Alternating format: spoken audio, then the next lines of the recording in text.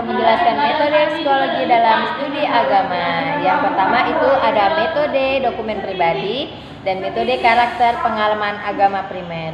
Metode ini teman-teman digunakan untuk mempelajari tentang bagaimana pengalaman dan kehidupan seseorang dalam hubungannya dengan agama. Ya, oke. Dalam penerapannya terkait dengan metode ini ada cara dan teknik tertentu. Ya, ada 4 teknik yang dapat dilakukan. Yang pertama itu ada teknik nomotatik, yang kedua ada teknik analisis nilai, yang ketiga ada teknik ideografi, dan yang keempat itu ada teknik penilaian terhadap sikap.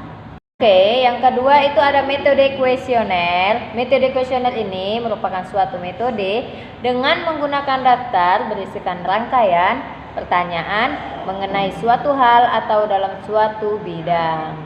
Ya, Dr. Ulber Silalahi MA menjelaskan dalam bukunya Metode Penelitian Sosial tentang langkah-langkah dalam pelaksanaan pengumpulan data, dan metode angkat atau kuesioner itu yaitu A. Pernyataan masalah, yang B. Pilih subjek, yang C. Susun kuesioner lebih atraktif dan singkat serta mudah dijawab, yang D. Validasi kuesioner, yang E. Siapkan surat pengantar, yang F. Uji coba kuesioner kepada sampel kecil dari subjek,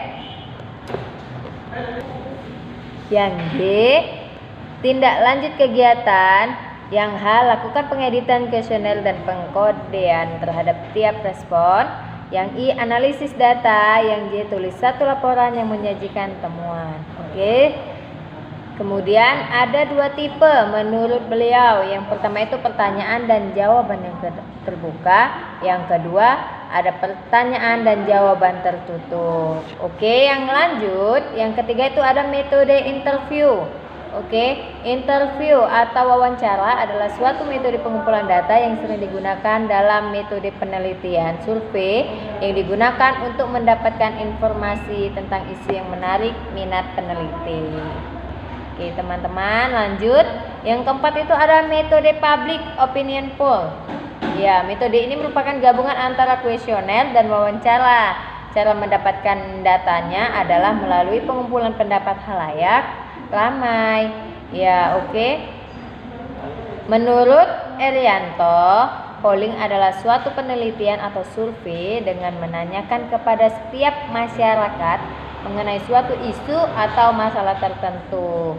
Ada beberapa tahapan dalam polling, yaitu yang pertama menentukan tujuan polling, yang kedua menetapkan populasi dan sampel, yang ketiga menentukan tipe informasi dan menetapkan waktu, dan yang keempat metode pengumpulan data polling.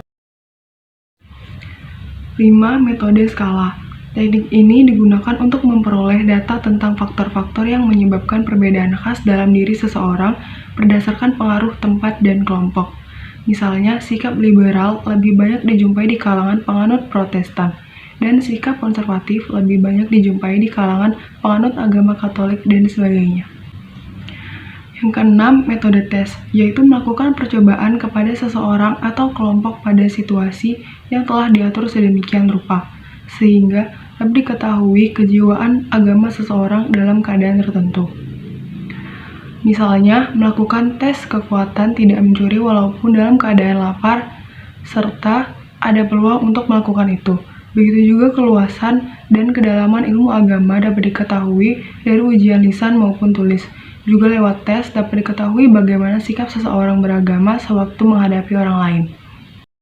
Yang ketujuh, metode eksperimental. Eksperimen adalah observasi di bawah kondisi buatan di mana kondisi tersebut dibuat dan diatur oleh si peneliti. Tujuan dari penelitian ini adalah untuk menyelidiki ada tidaknya hubungan sebab akibat serta berapa besar hubungan sebab akibat tersebut dengan cara memberikan perlakuan-perlakuan tertentu pada beberapa kelompok eksperimen dan menyediakan kontrol untuk perbandingan.